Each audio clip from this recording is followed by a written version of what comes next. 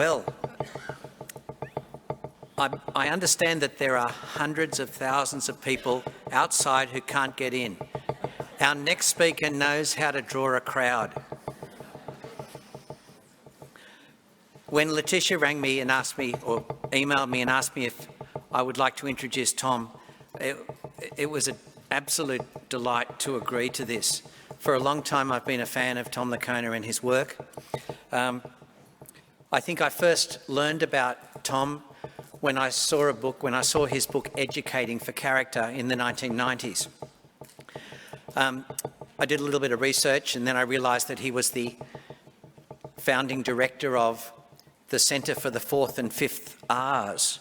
And being a school teacher, I was pretty impressed with this. I knew the first three, but I wanted to find out what the fourth and fifth were. And it's respect and responsibility. And so for all of his professional academic career, you could say, Tom is a developmental psychologist. He's a professor emeritus now at the State University of New York in Cortland. But for all of his professional career, he's been focused very specifically on what are the nuts and bolts of character education.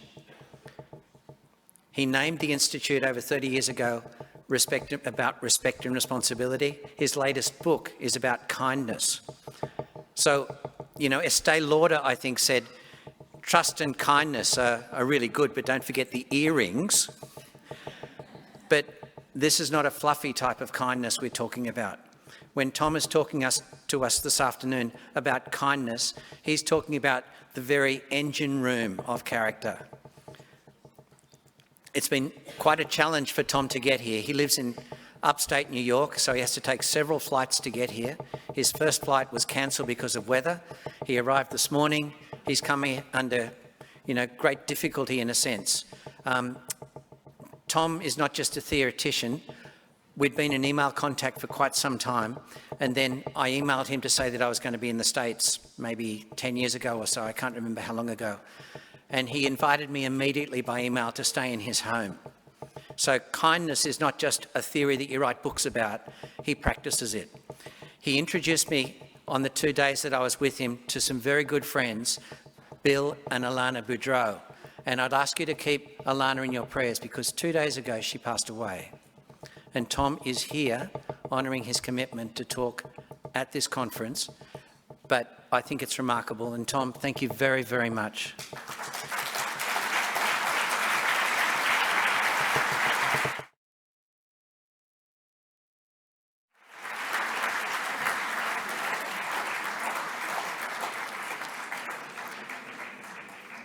Tom has been acknowledged as one of the founding fathers, if not the founding father, of the character education movement in the States. I believe that he wrote the manifesto for character education that is now across the country. So it's a great honour to have him here. I want you to understand the stature of the person that we have in front of us. Tom, thank you very much for joining us.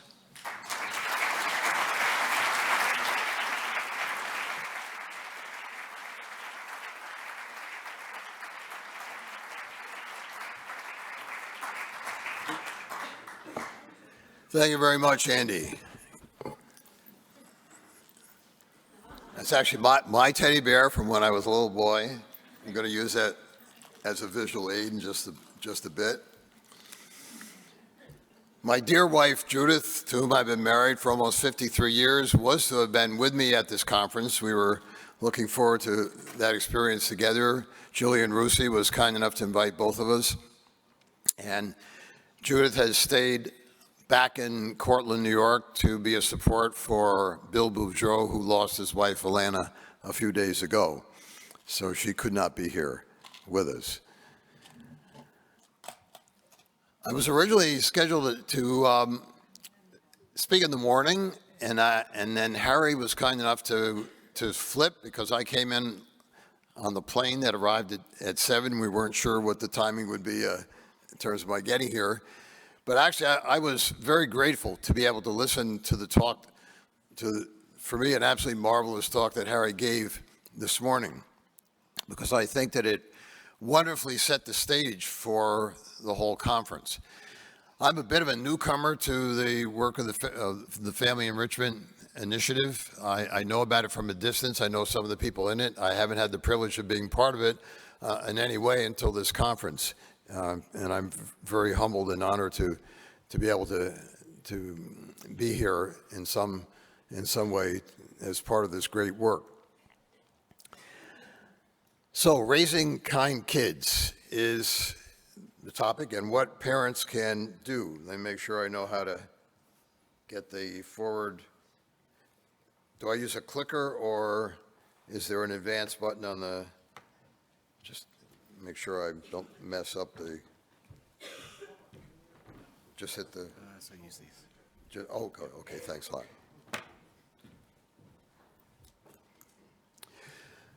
If you would like a copy of the PowerPoint, I'd be very happy to send that to you if you send me an email after the talk.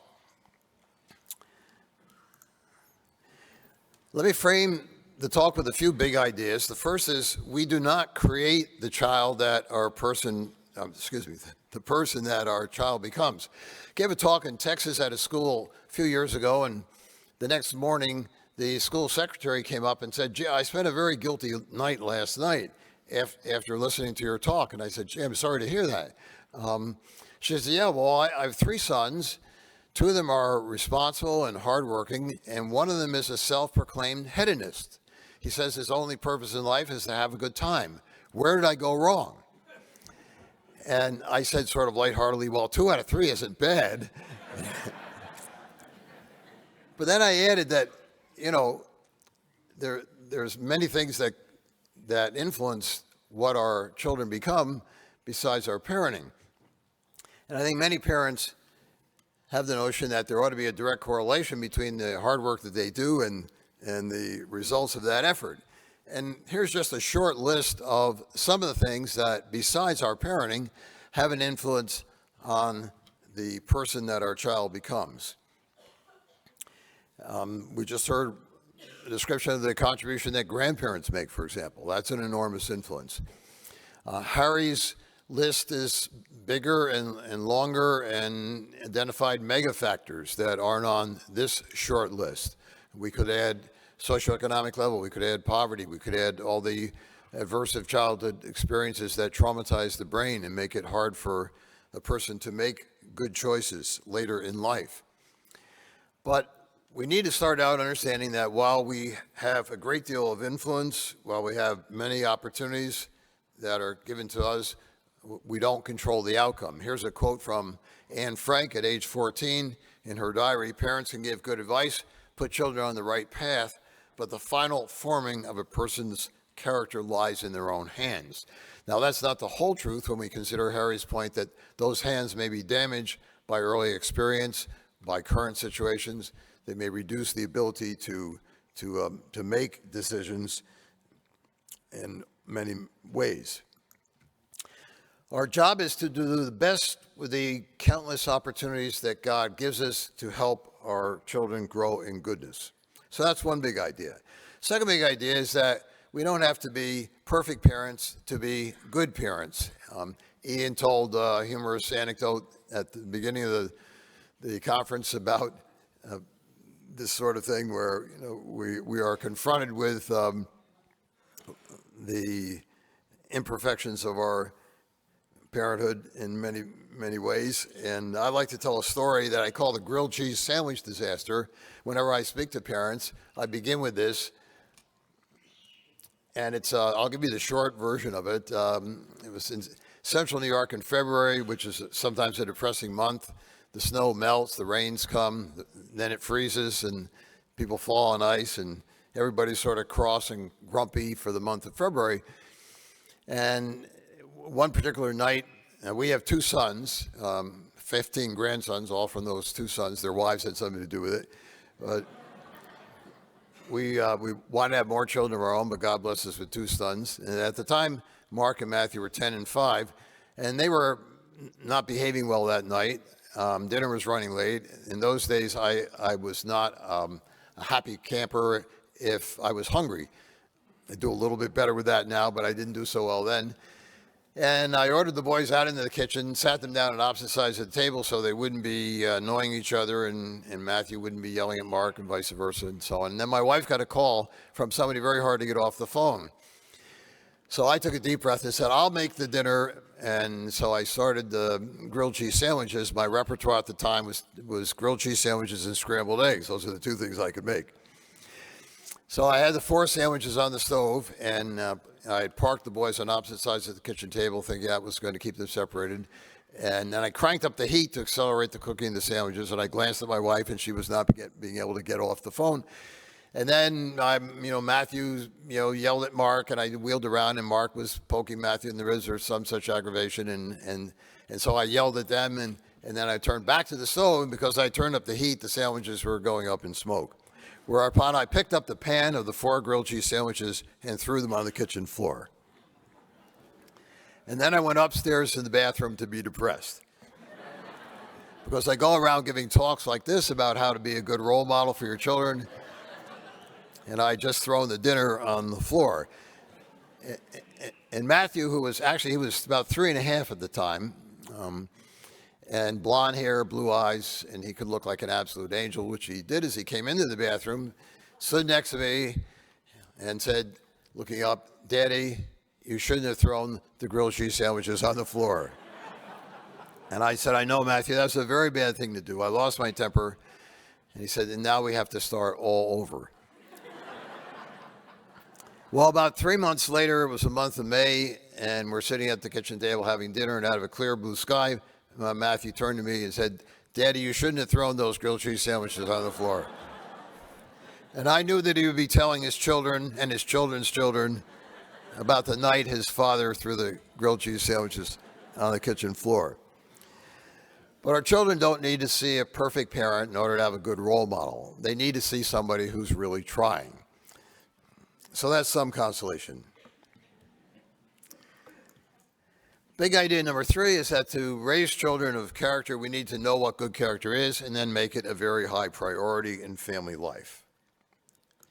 The content of good character is virtue. What are virtues? Virtues are objectively good human qualities. They are good for the individual, good for our flourishing as individual persons, and they are good for the whole society. They enable us to live and work together, to function as communities. So virtues are objectively good human qualities. Now, in our work that Andy mentioned, and the esteem goes both ways. I treasure Andy as a friend and a colleague, and he, well, that's a sidebar story, I'll say that. But in any case, when Andy spoke of our Center for the Fourth and Fifth R's, Respect and Responsibility, in our work we've identified what we call 10 essential virtues that are affirmed by cultures around the world. The first 4 of these were named by the ancient Greeks: wisdom, justice, fortitude, and self-control. I'm going to focus today on the 5th, love or / kindness. Positive attitude, still another, plain old-fashioned hard work, integrity, gratitude, and humility. So those are 10 fundamental human qualities that are good for the individual, good for the whole society, and that are affirmed by diverse cultures around the world and down through the ages. Now, what is the particular role of kindness in this constellation of virtues?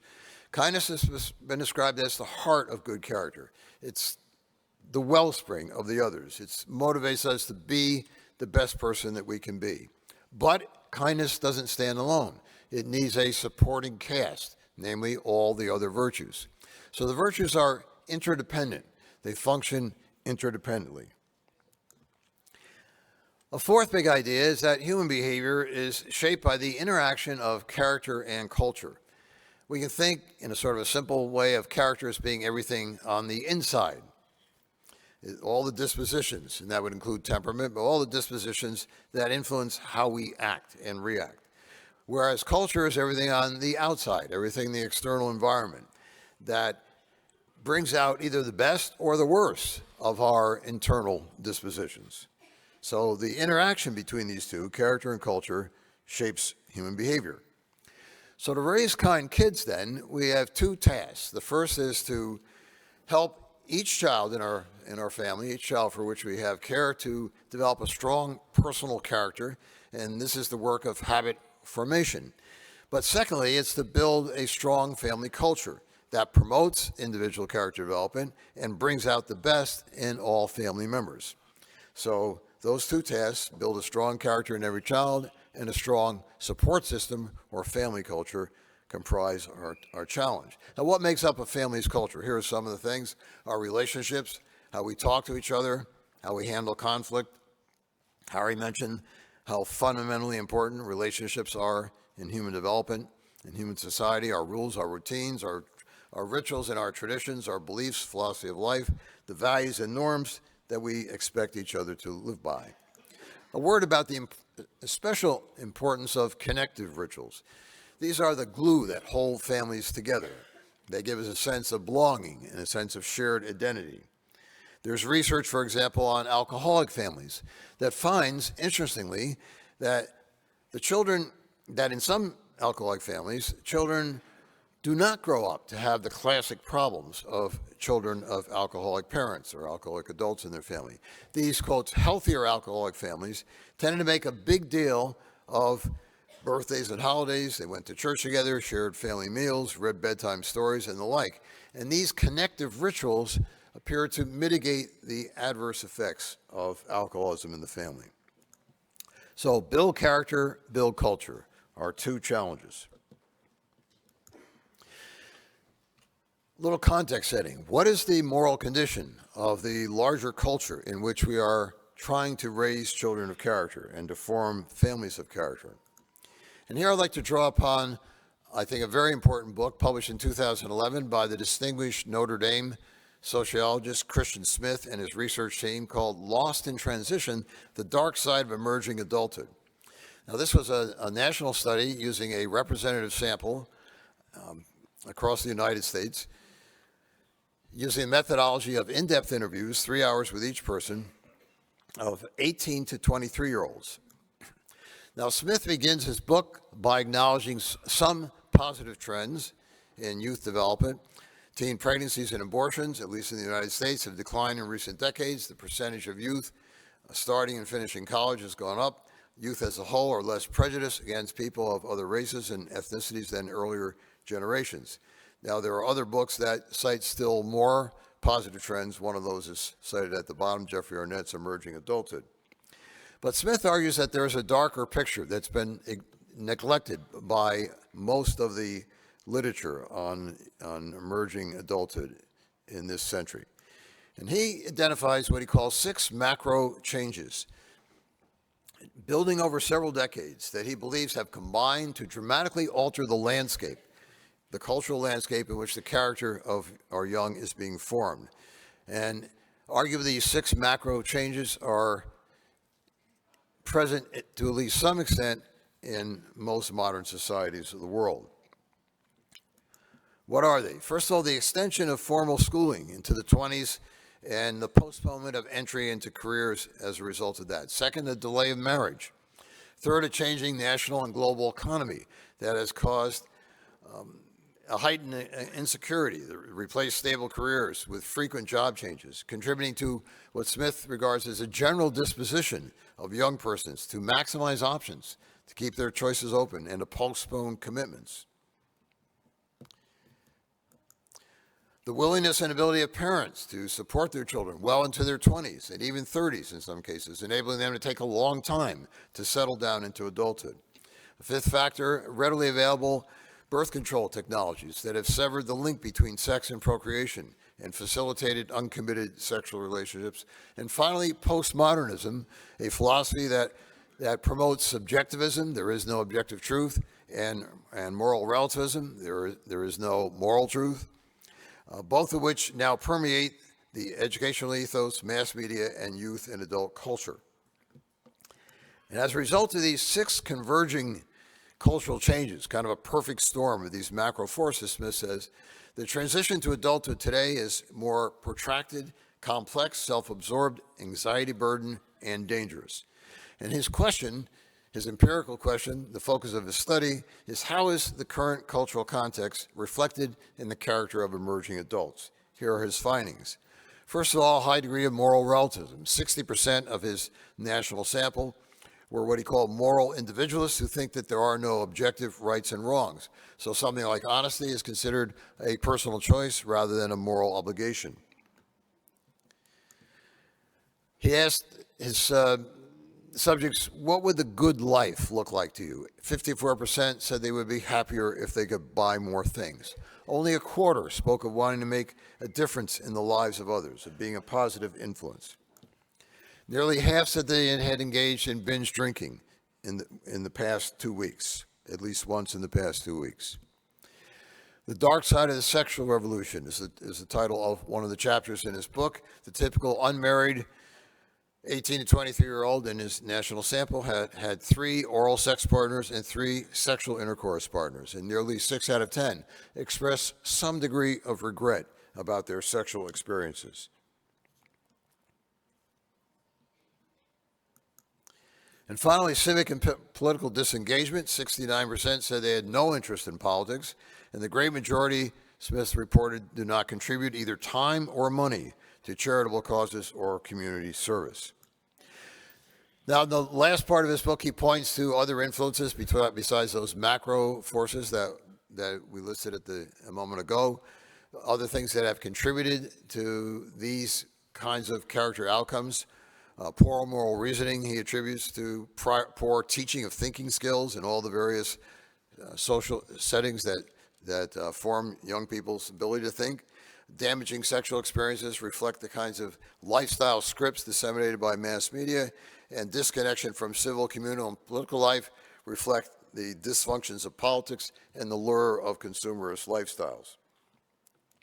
And he concludes with this sobering statement: the emerging adult lifestyle is not preparing young adults for moral integrity in a challenging world, success in marriage, responsibility and sacrifice, and democratic citizenship. So what this means is that in a societal environment that cannot be counted on to support good character means parents have to be more intentional and more vigilant than in past generations. So we have, as parents, as grandparents, as anyone who's a caretaker for children, the call to be countercultural in a basic sense and to take deliberate steps to create a strong family culture, one which fosters close relationships, teaches wisdom and the other virtues, fortifies children against the toxic influences of the wider culture. So families increasingly then must be countercultural and find moral support through common cause with like-minded families. Now, in this somewhat dark picture, there is some good news. There's growing evidence of an emerging capacity, including a capacity for kindness, much sooner in children's development than child development experts had once believed. Now, since we're focusing on kindness, let's pose that as a question. What do we mean by kindness? The word is used commonly. It's sometimes used interchangeably with empathy and so on. Empathy is the capacity to feel what another person is feeling. So a child who sees another child in distress, crying, for example, will feel to some degree, if the child is empathic, that child's distress. So it's a response of the heart. Perspective taking, by contrast, is an intellectual skill. It's the ability to figure out what the other person is thinking, feeling, what they need to relieve their distress. So that's the task of the intellect. Kindness is caring about another's feelings and welfare, and then acting in ways that contribute to their happiness. Now, here's a true story reported by the empathy expert Martin Hoffman, a psychologist who has led the work on the development of empathy. It's about a little boy named Michael, 15 months of age, and Michael had his friend Paul over for a visit, and they had a little tug of war over a toy, and Paul began to cry. So Michael was concerned. He experienced some empathic distress, and he let Paul have the toy, but Paul kept crying. Michael then paused, and he went and he got his teddy bear, and he gave it to his friend Paul because his teddy bear had comforted him when he was upset, so he gave it to Paul, but Paul kept crying. Michael paused a second time, and then he went to the room next door and came back with Paul's security blanket and gave that to his little friend, whereupon Paul stopped crying. So Martin Hoffman comments that a child not yet a year and a half of age is able, with some corrective feedback, to assess another's perspective that was different from his own. We could say quite a remarkable thing. revealing a capacity for empathy, perspective taking, because he had to figure out that the teddy bear didn't work. He had to do kind of a reasoning by analogy and get the security blanket instead. Now we might say, well, is Michael morally gifted? How common is this early helpfulness? There's a study done by the Max Planck Institute in Germany that sheds light on this. An adult with a toddler at typically 18 months of age watching, accidentally drops something walking across the room, a toy or a clothespin or a book, while the toddler observed that happen. And in nearly every case, the observing toddler immediately helped, or almost immediately, typically within seconds. The toddler did not help if the adult dropped something deliberately. And the adult did not even thank the child for picking up the object and offering it to him, because they wanted to test to see whether this was true altruism. Would it happen in the absence of even some kind of recognition or thanks? And the toddlers help regardless of whether the parents were present, and even if they have to climb over something or stop playing in order to render the help. Now, here's a study carried out by the University of British Columbia's Center for Infant Cognition on generosity. 2-year-olds appeared happier when they gave up a treat to a monkey puppet than when they received a treat that they could keep for themselves.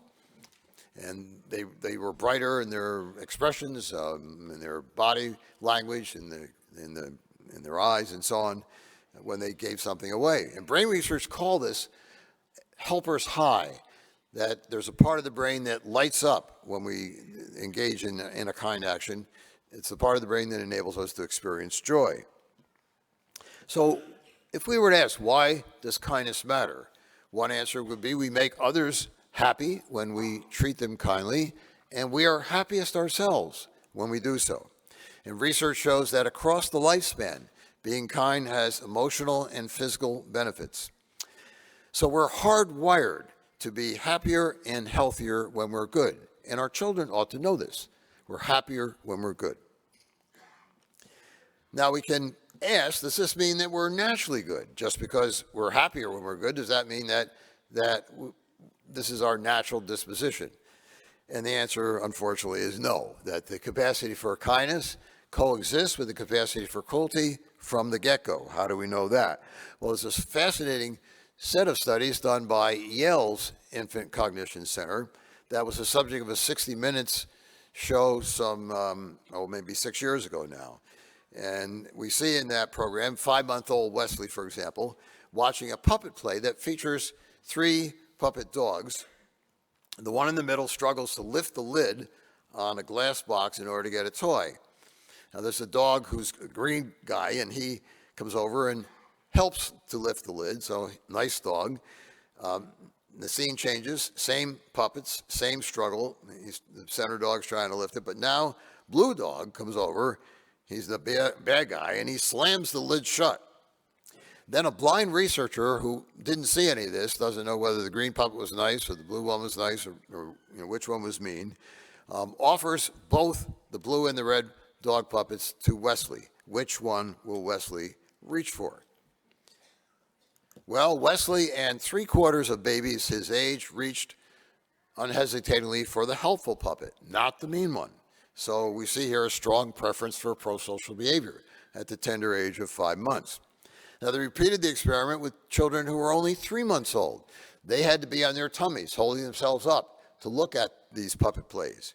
And afterwards, seeing a similar kind of thing that I just described, the 3-month-olds gazed at the nice, helpful puppet and hardly looked at the mean puppet at all. More encouraging results. Kids prefer prosocial behavior. But now there's a new experiment. Babies 6 to 8 months old are given a chance to choose a snack, either Cheerios or graham crackers. Nate, who's in this age range, chooses the Cheerios. Then an orange cat comes along, and as Nate carefully watches, he also chooses Cheerios, same as Nate. But purple cat comes along, and with Nate still watching intently, chooses graham crackers instead, not Nate's favorite. So which cat puppet will Nate prefer when he's offered the choice between the two? Well, not surprisingly, he chooses the cat that liked the same snack that he did, that in this case, the Cheerios. Next scene, Nate again sees the 3 puppet play, only this time the cat that did not share his snack preference is in the middle, trying to get the box open to get the toy. Nice dog comes along and helps him lift the lid. But then mean dog comes along, boom, slams the lid down. Which dog will Nate now prefer? Nice dog who helped or mean dog who slammed the lid? The result was a shocker. Nate chose the mean dog, the one that punished the cat that did not share Nate's preference for Cheerios. 87% of the babies tested the same way. And incidentally, at the University of Alberta in Canada, these results were replicated. So Yale's study was replicated elsewhere. And there appears to be, in other words, an innate tendency to create us and them, and to want to see those who are unlike us, even in their preference for snacks, treated badly. So this is the bad news about human nature. And other studies actually have shown similar kinds of tendencies for preferring our own kind at an early age. Babies at 3 months of age prefer to look at faces of the race most similar to theirs. And when kids are segregated into different groups, even based on something as trivial, arbitrary as the color of a t-shirt, they eagerly favor their own kind in their attitudes and behavior. And it's possible to fan that into aggressive behavior without much difficulty. Now, we can see the manifestations of the capacity for cruelty in the problem that persists around the planet of bullying. Worldwide, 1 of 3 kids reports being bullied. And bullied students are typically picked on because they are different in some salient way, in those various ways in the slide. There's a mom commenting on the persecution of her autistic son. Children remind me of chickens, seeking out the weak and wounded and pecking them to death. They've discovered that my 9-year-old, who's autistic, is bothered by loud noises, and on the playground they scream and whistle in his ear until he cries. A high school girl looking back on her middle school bullying says it was fun to make people cry. We know the effects of chronic bullying are profound. There was a study done in the UK finding that 18-year-olds who have been chronically bullied by school peers were 60% more likely to suffer anxiety, depression, and self-harming behaviors in adulthood than those who were abused by their parents. In the U.S., same finding. These were with huge samples, more than 1,000 in both countries. In the U.S., chronic bullying does similar long-term damage worse than parental abuse. So bullying's effects worse than being abused by your parents. So our task then as parents is what? To develop our children's capacity for kindness, to curb their capacity for cruelty, and to foster the courage to come to the aid of those who are mistreated. Now, here's something that I think all parents should know, all schools should know, and that is that bully students say that peers who provide some companionship and emotional support are of even more help to them than those who directly confront the bullies. Victims who get this kind of support from compassionate peers are less likely to suffer the debilitating effects of anxiety and depression. And the Youth Voice Project calls these peer allies quiet heroes. So we should train our children to be these kinds of quiet heroes, showing compassion and support for kids who are the victim of peer cruelty. And what are the family roots of this kind of heroic kindness? One of the best studies, or one of the most fascinating studies of this, is the study carried out by Samuel and Pearl Allner, titled The Altruistic Personality. They interviewed 406 persons who rescued Jews from the Nazi Holocaust, and 126 people who lived in the same Nazi-occupied countries but didn't get involved in rescue. What did they find about their families? Well, compared to non-rescuers, rescuers were much more likely to say that their parents both modeled and directly taught moral values. One woman said, "My mother always said to do some good for someone each day."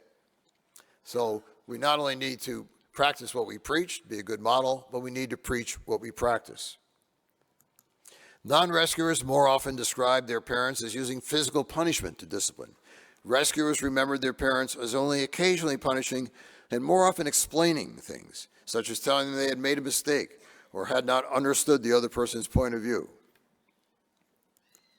Rescuers' parents were much more likely to teach explicitly a positive attitude toward different cultures and religions and the obligation to help others generously. One man said, "My father taught us to love God and neighbor regardless of race or religion." The Allners concluded that what the families of rescuers did was to develop an extensive orientation, an attitude of caring about the welfare of others that extended beyond their immediate social circle. What other sorts of research would we look at in order to try to develop a science of effective parenting for character? Well, here's a meta-analysis of 76 different studies. This was carried out by my colleagues in Marvin Berkowitz and John Gritch, published in the Journal of Moral Education in England, which looked at 76 studies from the US, the UK, and Canada. It defined moral character in the way you see on the screen. And in analyzing those 76 studies, they identified 8 character outcomes that were investigated by several or more of those 76 studies, ranging from empathy through conscience, altruism, moral reasoning, all the way down to self-control. So these are the 8 character outcomes that were looked into by at least some of those studies. And these were the 5 parenting practices, the super practices, what they nicknamed the Fabulous 5, that emerged from this meta-analysis. First of all, setting high but appropriate expectations. This was how authority was used by parents. Second, nurturance. This referred to how love was expressed. Third, modeling, acting in ways that one would want the child to imitate. Fourth, reasoning, helping kids to understand how their behavior impacted others. And finally, empowerment, giving kids voice and responsibility in the family. Now, these 5 meta-practices, or the Fabulous 5, were empirically linked, in all cases, to at least 2 and often more of those 8 character outcomes. And you see the kinds of relationships that emerged. High expectations was positively related to self-control, altruism, self-esteem, nurturance, to compliance, and so on, all the way down the list. So all these parenting practices were predictive of the at least 2, sometimes more, of those 8 character outcomes. So how then can we create families of character, drawing upon what we know from this kind of research? Well, the Fabulous 5 give us a skeleton. They give us a framework of evidence-based parenting practices, but they don't really give us the specific, concrete practices that show how to implement the Fabulous 5 in day-to-day family life. They also don't show us how to create a family culture of character that capitalizes on the positive power of the group. Those Fabulous 5 could be implemented one-on-one in parent-child relationships. But a missing piece there, or at least a piece that needs to be added and fleshed out, is how we develop that cohesive culture in the family as a whole. So how then do we create an intentional family culture? And I'd like to share examples that fall into 2 categories. First of all, small steps, things that we can do tomorrow. And second of all, bigger steps, things that require more effort, more planning, and more commitment to sustain, including some things that do not always occur naturally to parents, but that can make a big difference in the character development of children and the family culture. First, the small steps. We can use the language of respect and kindness. Would you be kind enough to help your sister pick up the family room? That was a kind and thoughtful thing to do. Thank you for your kindness. How can you settle this in a kind and peaceful way? I found myself, as I was writing and thinking more about kindness, using the language of kindness spontaneously without even intending to do so in interactions with strangers. When I come to England, for example, I've often had trouble negotiating the trains. So I'll ask for directions, or somebody will offer them if I'm looking lost. And I found myself saying, instead of simply thank you for your kindness, or that was a very kind thing, or how kind of you. And I found that it had a bigger impact. When I used the language of kindness, there was a wider smile, more warmth coming back. The language of kindness seemed to touch people. So language matters. It conveys a family value. If children slip from speaking respectfully or speaking kindly, we can request a redo in a gentle way. Could you say that in a more respectful way? What would be a kinder way to say that? Here's a simple activity to make kindness more salient in family life. Together, make a list of kind things that people do for others. Just brainstorm all the different things that we've observed. Somebody holds the door, somebody gives up a seat, somebody stops to help a driver, passerby gives food or money to a homeless person. Neighbors or church members try to help out somebody who's just experienced adversity. A kid is friendly to a schoolmate, seems to have no friends, and so on. And then, having made that family list, create a family definition of kindness. Using the sentence starter, kindness is, sample definitions, thinking of others, not just yourself, helping somebody who needs help, caring about others, and doing nice things for them.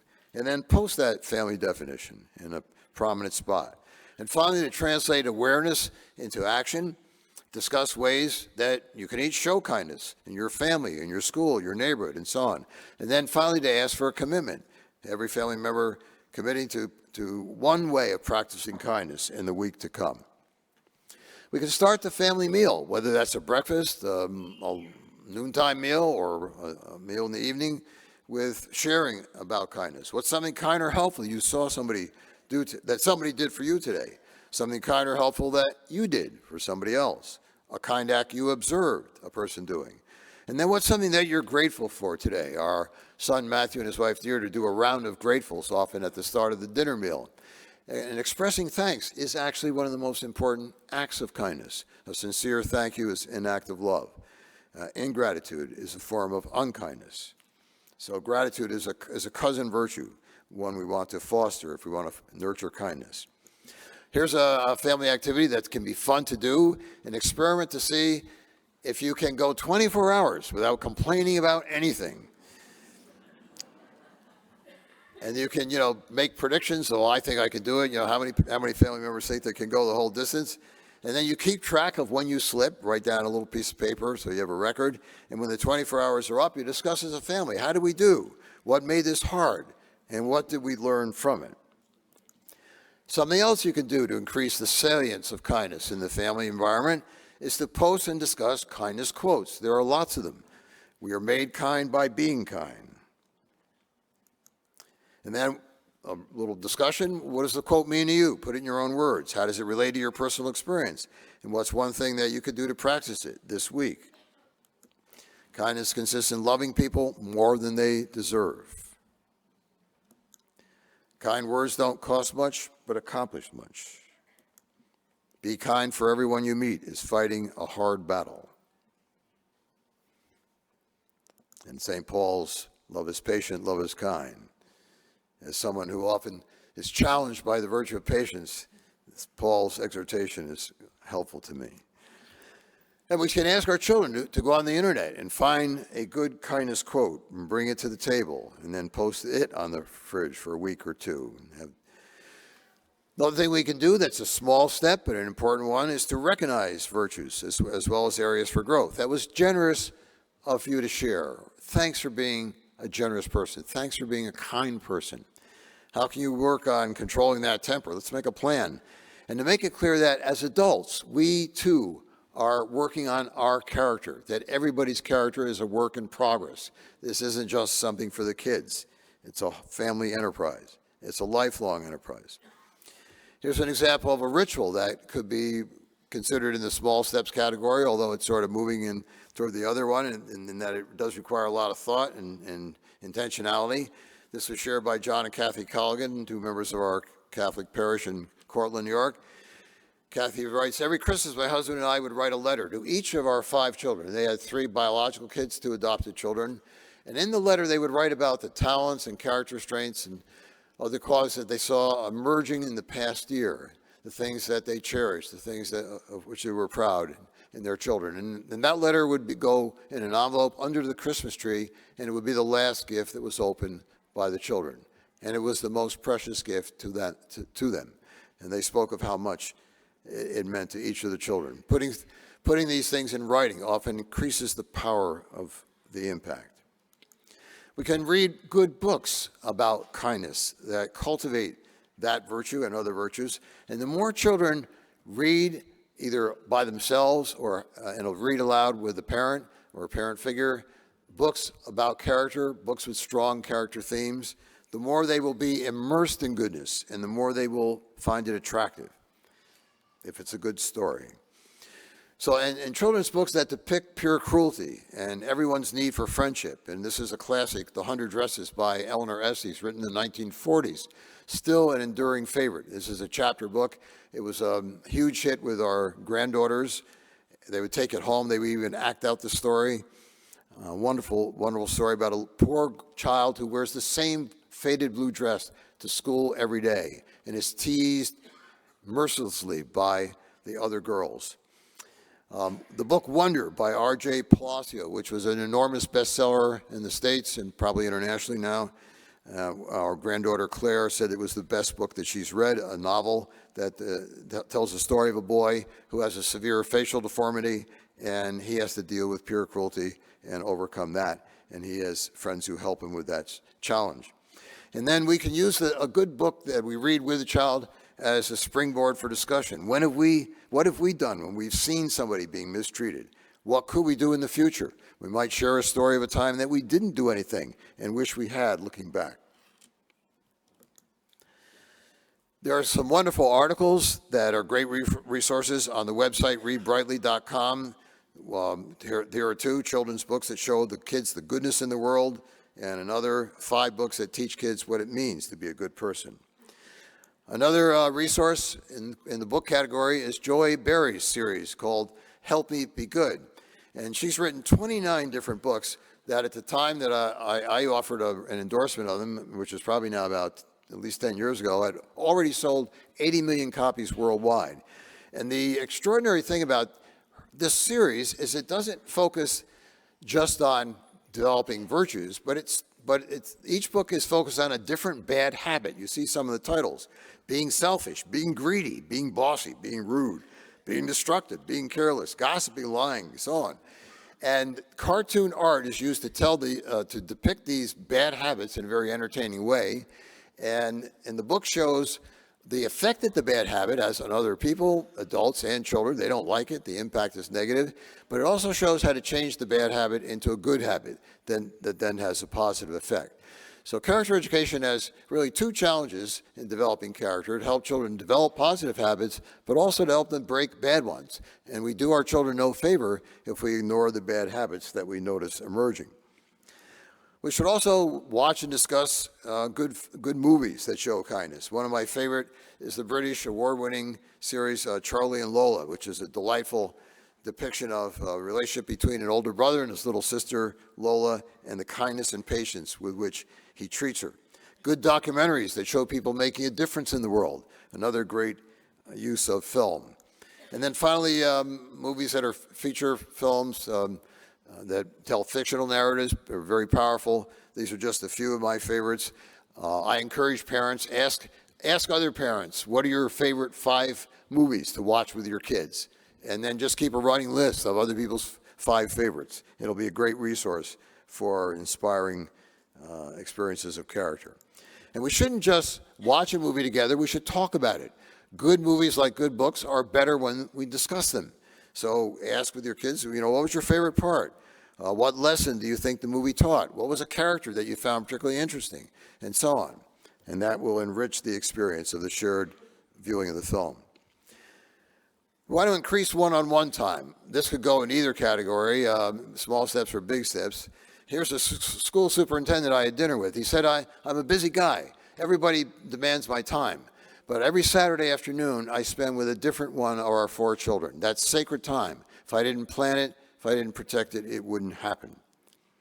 Now, there's a special intimacy to this kind of one-on-one time. We're not managing behavior in the same way that we often are if we have more than one kid at a time. Here's one of my favorite stories from the autobiography of Christian Barnard, originator of the heart transplant. He remembers his father, who was also a medical doctor. When I had a cold, my father would rub my chest with Vicks and cover it with a red flannel cloth. On Sunday afternoons, we'd walk together to the top of the hill. This was in South Africa, by the dam. We would look down, we would sit on a rock and look down on the town below us. Then I would tell my problems to my father, and he would speak of his to me. You can feel the tenderness, the intimacy there in the relationship between the father and the son in that Sunday ritual. Now, sometimes we have time with our kids, and the conversation is, how was school today? Fine. How'd the game go? Great. How'd you do in the English test? Okay. Been there, done that, right? you ask all the questions, you get one-word answers and so on. So we need to break out of that pattern, I think in a very deliberate way, and propose something that kids will think is weird at first. They'll say, what did you do? Go to a talk or something and hear somebody. But say, look, let's do back and forth questions, because a conversation should be two-sided. It shouldn't be one person asking all the questions and the other person giving one-word answers. It really should be, an opportunity to share our thoughts, our feelings, our experiences. The mark of a good conversationalist, according to two Harvard authors who wrote a book on conversation, is curiosity. You're really interested in the other person. You want to know about their life. You want to know what they think. You want to know their feelings and so on. So here are just a few questions. This became a ritual in our own family, whether we had 5 minutes or 50 minutes cleaning up the kitchen. Mom would do the cooking. The guys always did the cleanup. And I say, let's do back and forth questions. My wife would do, and I do back and forth questions when we're weeding the brick path to the backyard. And we always find out something that we haven't shared yet. So this kind of meaningful one-on-one time strengthens the bond that we have with our children. It strengthens that connection. And it can give us the inside track in a world of competing influences. We now live in an age where our children's friends, the 500 friends on Facebook and so on, are a greater presence and sometimes influence in their lives than adults. And so how do we compete with that? Well, this is one way to make sure we have this kind of one-on-one time. We want to love and respect our children as individuals, to notice and nurture their particular interests that define them. This is an authentic way of loving them and respecting them. A sport, a talent, or another interest can help them develop their own sense of identity, their sense of being their own person. And this can help to forestall rebellion in teens. Now, I have a friend who's a therapist. Her name is Cheryl Jones. She specializes in helping parents like the parents of Molly. Molly had always been a polite and cooperative kid. She got good grades in school. She played on her dad's soccer team and so on. At 15, she started running with a fast crowd, skipping school, doing drugs, and having sex. And the parents were on the ropes in therapy with Molly, wondering what happened to our good little girl. Well, this is not an uncommon occurrence that Cheryl Jones deals with as a therapist, and it usually has its roots, went the wrong way. It has its roots in the child's rebelling against everything the parents value and developing an anti-identity. And Molly screamed at her father, who's sort of a domineering kind of a person in this family constellation. I did everything for you. I got A's for you. I played soccer for you. I never did anything I wanted to do. So she had this rage against her father's domination of her, and she had adopted an anti-identity, rebelling against everything her parents held dear. Fortunately, they were able to get past this. It's not the end of the story, but it can happen if kids haven't developed their own sense of being their own person. What are some of the bigger steps in developing a family of character, a culture of character in our homes? We want to make a big deal of the family meal. Here's something that I think every parent should know about, or every grandparent. The Harvard Family Dinner Project. It's probably about 20 years old now. And it makes available online recipes that are easy to make for dinner. And it cites research showing that regular family meals predict healthier eating habits in kids, lower rates of anxiety and depression, stronger resilience, reduction of teen drug use and pregnancy, and better grades in school. All empirically connected with eating regularly with your family. And they also supply a whole stream of good conversation starters, like what makes you feel loved, 3 things you can do to make others happy that don't cost anything, and what do you wish we did more often as a family. Now we also, and this would be in the big steps category for perhaps a lot of couples, we want to work on their marriage. Fortunately, Shanti is giving a whole talk on the secrets of successful, happy marriages tomorrow, so this will be dealt with in depth, but these are just a few of the things that I like to include when I'm talking to parents, to protect daily time, to talk and reconnect, keep the love growing, get on the same page with your parenting, that at least your basic values and expectations, your personalities don't need to be the same, and to support each other in the sense of not undercutting the other parent in front of a child. That's a big no-no. Also, to be sure you've got reconciliation rituals that help you get past the inevitable blow-ups that happen between husbands and wives. Research finds that healthy families, in fact, have these rituals that enable them to make up quickly after an argument. In our family, a hug for health has been one. More recently, this is sort of a psychological trick that I initially proposed, and it works almost miraculously for my wife and me. And that's just say after you've had a really stupid argument, that you don't want to try to figure out how that happened, who started it, and you just want to get out of the hole. We just say, let's pretend that didn't happen. And we agree to just pretend it happened, and immediately our spirits are lifted and we move on. So I recommend that if you haven't tried it. Now, what if you're a single parent? Well, there are certain kinds of things that are important. Find at least one other buddy parent. Share your parenting experiences. Be sure to be emotionally supportive of your kids. Often the single parent is caught up in trying to reestablish an adult relationship, but that should not happen at the expense of emotional support and closeness with the children. Be firm but not harsh in discipline. Know where your kids are and what they're doing. Sometimes supervision slips, but it's important not to. And in the context of talking about working on the marriage, certainly as people who work with couples and who work with parents, we want to know this resource. And I think in some cases we can find a bridge to actually talking to people about this. There's a mountain of evidence now that marriage matters deeply for the adults and for the children. And here's something that's, I think, came out in its 4th edition about a year ago. Brad Wilcox at the University of Virginia is the editor. He has a team of 18 family scholars, 30 conclusions from the social sciences, finding after finding after finding, all showing that the family, the biologically intact family, the married parents, is still the best environment, the most stable, the most supportive environment for children to grow up in. And also to show that married people are happier, they're healthier, they're wealthier, they pool their resources, and that these benefits hold for all social groups, all ethnic groups, including minorities. And minorities, especially in the lower socioeconomic levels, have been hit the hardest by the decline of marriage. So we want people to know that marriage is a good idea and to give it this most serious consideration. They might be cohabiting and they might think seriously about moving into the marriage commitment if they understand all the benefits. Now, if we're trying to work on the marriage, we want to get on the same page with the parenting, it's worth taking a look at the Fabulous 5. I think we should share this framework with couples that we're working with, those 5 super practices that emerge from the meta-analysis. And also a simpler framework that's very useful for getting on the same page, the 3 styles of parenting that emerged from the seminal research of Diana Baumrind at the University of California at Berkeley. She identified starting with preschoolers and then moving on to middle childhood and then into adolescence, and her research was replicated by other investigators. 3 basic styles: authoritarian, which is all top-down, high on authority, low on love; permissive, high on love, but low on authority, kids rule the roost; and authoritative, the most successful, integrating authority and love in a balanced way, and it contains actually most of the Fabulous 5.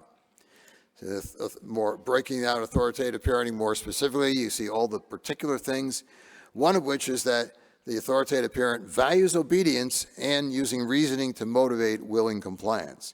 So there's a valuing of obedience. Obedience has sometimes gotten a bad name among parenting experts and so on. At all developmental levels then, the most confident, capable, and morally responsible kids have authoritative parents. I just want to check my time. I promise to talk no more than an hour, but I didn't look at my watch when I began. Did anybody know? I started at, my watch says 4:30. You're enjoying it. Well, still, I don't. Go for it. Yeah, but I don't know when the hour is up. 10 more minutes or 15 more? Okay, all right. Here we go. 15, all right, 15. That's generous. Now, even though we know that authoritative parenting is very important, and there's all the research supporting it, nevertheless, a number of people have observed that there's still an epidemic of insecure parenting that exists probably across society, certainly in the United States, but no doubt in many modern societies.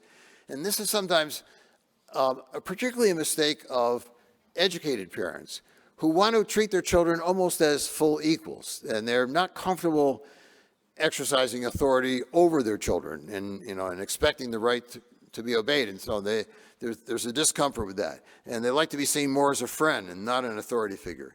And they have trouble saying no, trouble sticking to it, trouble getting their kids to obey them and speak to them respectfully. Now, when I speak now to parents, I emphasize that if kids do not get in their heads early on the idea that they should obey mom and dad, parenting will be 10 times harder. This is foundational. You're going to have trouble doing any of these other kinds of strategies if your kids basically just walk away when you ask them to do something, don't have any respect for your authority.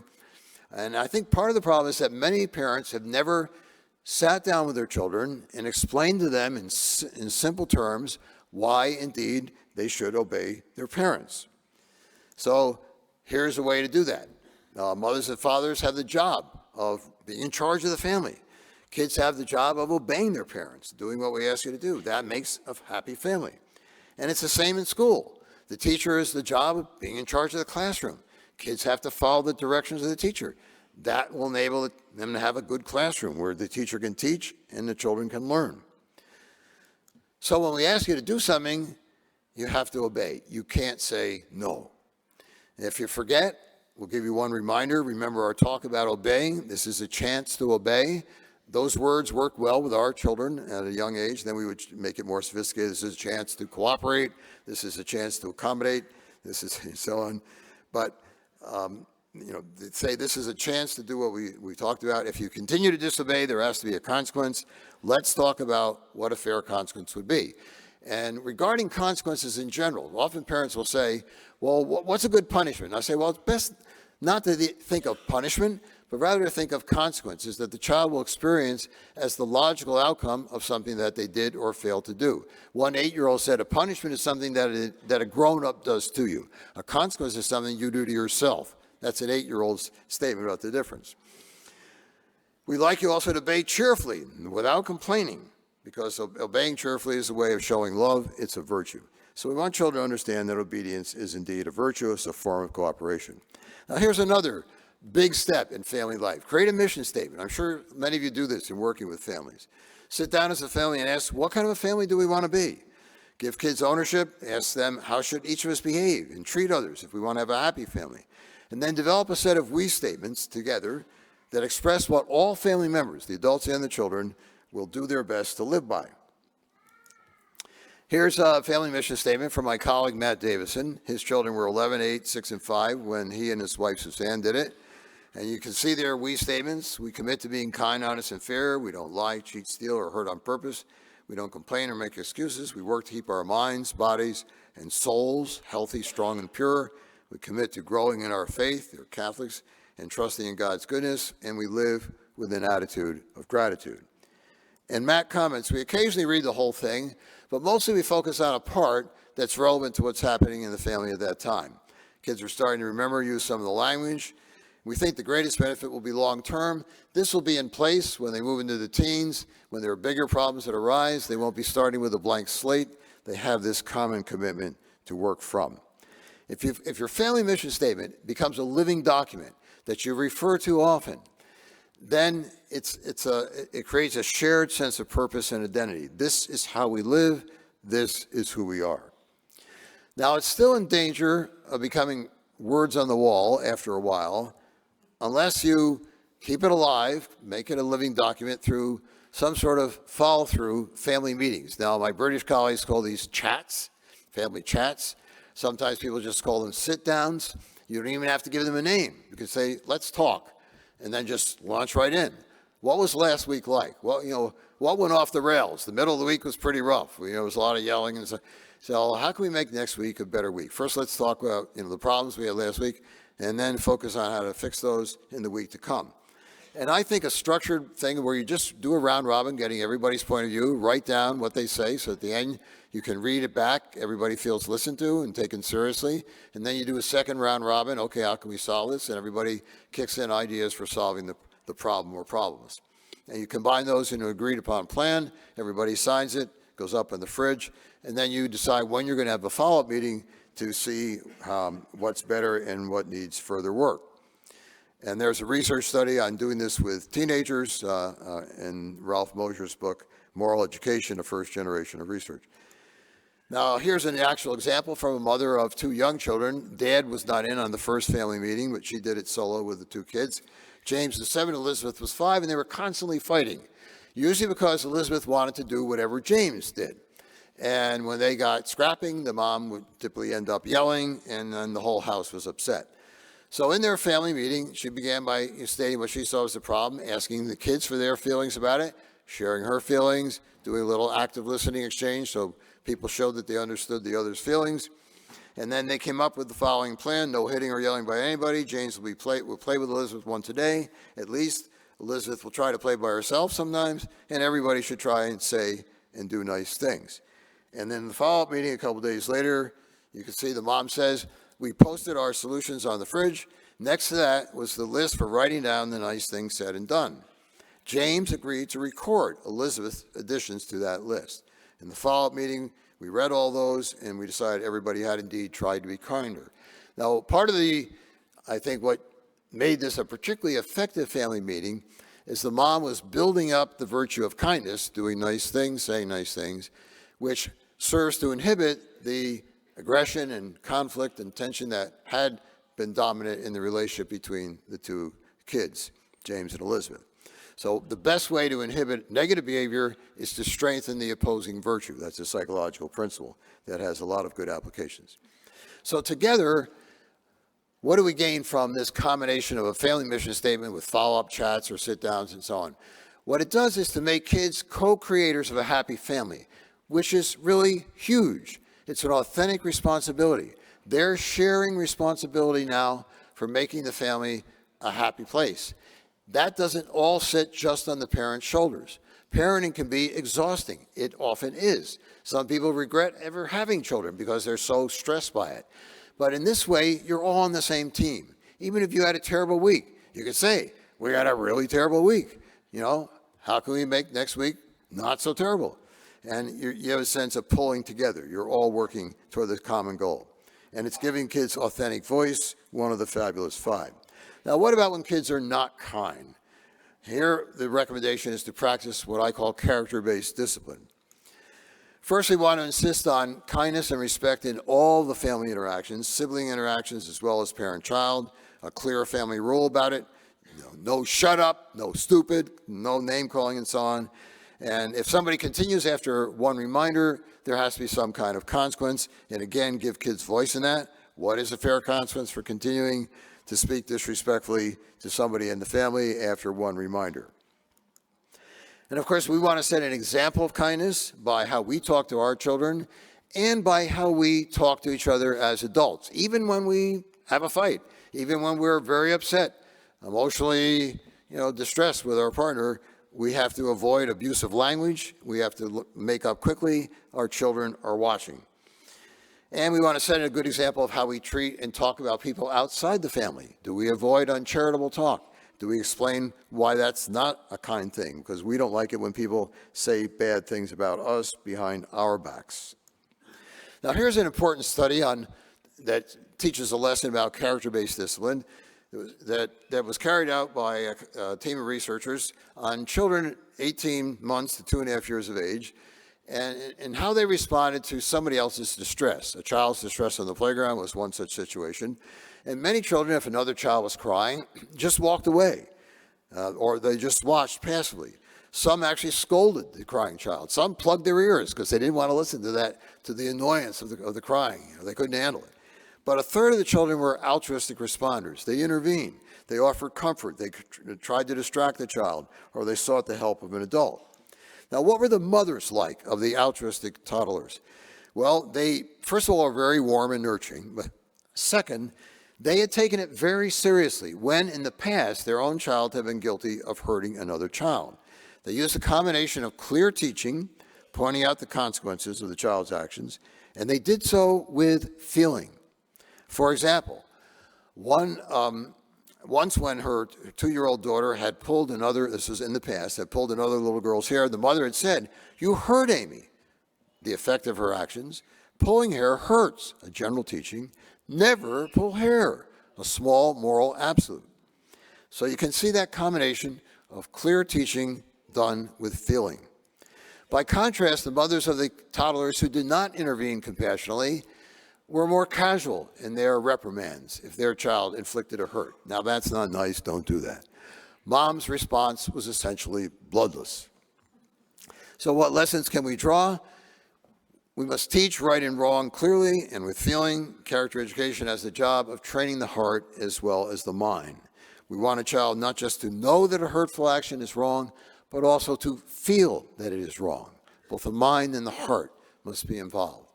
In fact, there's been research on serial killers who will say things like, I knew it was wrong, but it didn't feel wrong when they were strangling somebody or killing them. So the heart and the mind are both trained. Bland adult responses to hurtful behavior won't produce an active conscience. Now, strikingly similar findings came from a study of teenagers. They were asked, how would your parents respond if they found out, for example, that you took part in making fun of a neighborhood child? Now, on a pretest, teenagers who scored mature in their moral reasoning on Kohlberg's scale said that their parents would express disappointment, show indignation, point out the unfairness of their actions, appeal to their sense of responsibility, demand apologies and reparation. So you see, again, the combination of clear teaching done with feeling. Now, it doesn't necessarily require a raised voice. Here's an anecdote from a young woman who says she had a gentle but firm father. When I was 15, I adopted the ungracious habit of referring to certain classmates as losers. My father took me aside and said it wasn't right to dismiss anyone like that as if they weren't persons, as if they didn't have a soul. That habit ended that day. We want to give kids a chance to make amends. If you do something wrong, you can do something right to make up for it. That's called restitution and apology of action. This vastly underused by both parents and teachers. You can make up for not being nice to your brother by reading him a story and so on. When possible, we should use restitution for teaching empathy. You hurt your sister's feelings. What's something nice you could do to make her feel better? Another big thing that it's a big step for many families because they're not doing it is to give kids real responsibilities in family life. Lots of kids are getting a free ride. They end up like the 15-year-old boy who said, why should I mow the lawn? It's not my lawn. And actually, now polls show that most American parents feel that they have spoiled their children. Research finds that these adults have trouble coping with life's disappointments because of their distorted sense of entitlement. So we want to give kids chores, jobs they're not paid to do, but it's their contribution to family life. And the research shows that develops a wider concern beyond the family. A lot of people give up on the chores thing because it was too tiring and stressful, and they decided it was easier just to do the jobs themselves. So here's a great website. Irene Freundorfer, a Canadian mom of 10, has a website called 10kids.com. She also has a good article about marriage. And she has great tips on organizing chores. She tells about her Saturday routine. Now, some parents will say, well, what about allowance? Shouldn't kids get paid? Don't they need an allowance? Treat allowance as a separate matter and as an important chance to develop the virtue of generosity. For example, you can give an allowance as one of the benefits of family life, like having food on the table and a roof over your head. And you ask kids to divide their allowance between 3 jars, save, spend, and give. Help them choose a charitable cause that they will really care about, something they'll be passionate about. Heifer International is a great one. Some of our grandchildren will give a gift at Christmas time to Heifer International so that a family in Africa or somewhere else can buy some chickens or put it toward a goat and so on. Doctors Without Borders is another great one for kids to learn about. Have a dedicated space for conflict resolution. Often sibling squabbles are the chief source of stress in families, and kids feel that they have the luxury of just fighting. Well, there should be a routine. If you got an argument, there's the talk it out space. Come back when you solve the problem, and then you can coach them in the steps. Have the steps all explained, and you're going to have to walk them through. You're going to have to observe in the beginning. And in fact, much of the character education that we do, whether in schools or in homes, it's really like the kind of coaching we do in teaching a sport. How many people have coached a sport? You know that you have to demonstrate it, you have to watch it, you have to give feedback, you have to let them try it again under your watchful eye, and so on. It's the same thing. And conflict resolution even harder because emotions are involved. I've done marriage counseling, and most adults that I've dealt with in that situation, even very bright people with big jobs and highly educated and so on, do not have the skills of conflict resolution. Nobody ever taught them. They've not practiced listening. They've not practiced bouncing back what they heard the person say. They can't express their feelings in a clear and in a respectful manner. So if you equip your children with practice in conflict resolution, you will have taught them one of the most important human competencies. You want to give good guidance on friendship. If kids choose bad friends, that's going to make a bad influence in their lives. We don't have to dictate their friends, but we can certainly talk about our concerns. You know, I've noticed your language has taken a certain turn now that you and Brian are hanging out. You know, you didn't used to use the F-bomb in the family, and now we're hearing that. And also I noticed the way he talks about girls is a little troubling. Let's talk about it. So we want to weigh in on friendships. There's a whole section on screens coming up. Fortunately, Tom Harrison is going to do this in depth. We have somewhat different takes, but my 15 minutes is up, so I am going to stop and invite your questions. Is there time for a little Q&A? We have time for a few questions. Okay, how about some questions? There's a hand in the back. Thank you.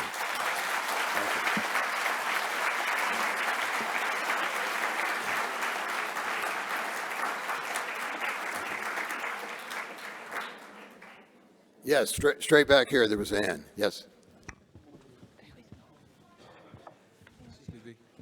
Here comes the mic. Thank you.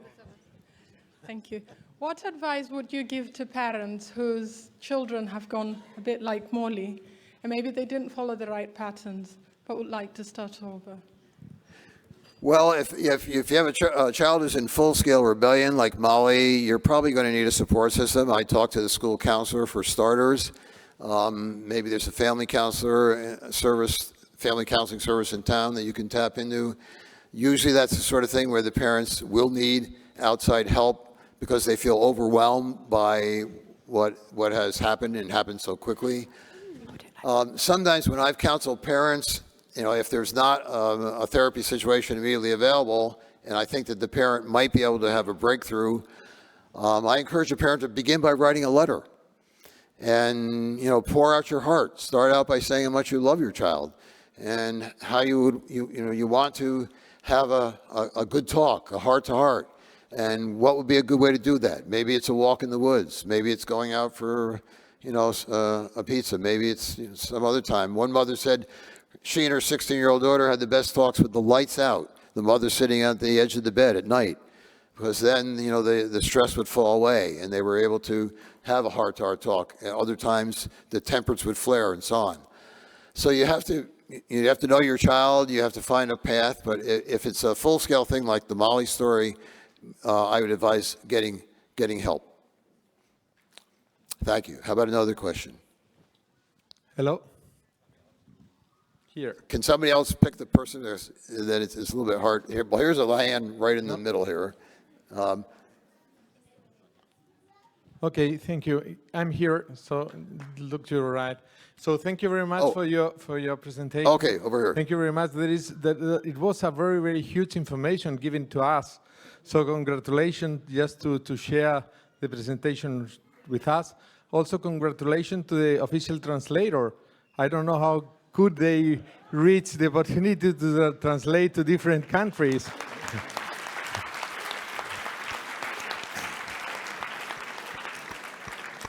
When I knew how long the PowerPoint was going to be, I did send it a week ahead, so they did have a chance to look at it. But yes, congratulations. Thank you very much. So you have given us a lot of information, and we are used to give also conferences in our own countries about the question that you have used. And I think the information you have given us, it's more for 6 to 10 different and independent conferences. So my question is, can you share, please, your email so that we can ask the material, so that will help us very, very much in our own duty. So yes. I don't know if also it's a opportunity just to give that to the organizers of this Congress, just to share. I could just go to the very end because the email is again at the end. It was at the beginning, but it's also at the end. But it was too quick. Okay. Write it down. All right. So.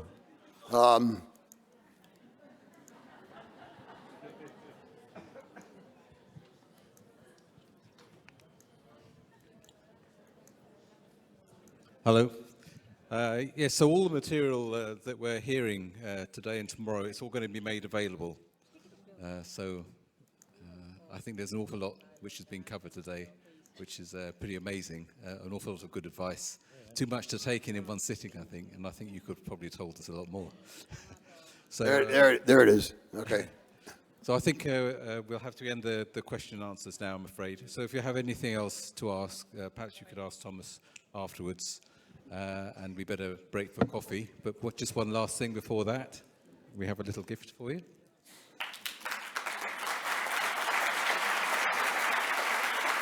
So this is quite a short break. So if you could be back here at 5:15, please. Thank you.